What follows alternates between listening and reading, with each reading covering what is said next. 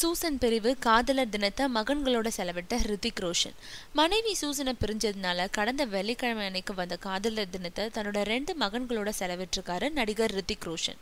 கடந்த 17 வருஷமா பிப்ரவரி 14ஆம் தேதியை தன்னோட காதல் மனைவி சூசனுக்குன்னு ஒதுக்கி வச்சிருந்தாரு ஹிந்தி நடிகர் hrithik ரோஷன்.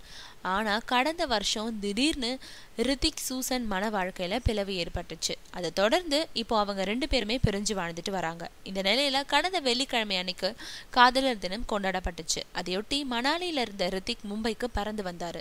மும்பையில தன்னோட 2 மகன்களான ஹிரிகான் மற்றும் ஹிரிதான் ஆகியோரோட காதலர் தினத்தை செலவழிச்சாராம் hrithik.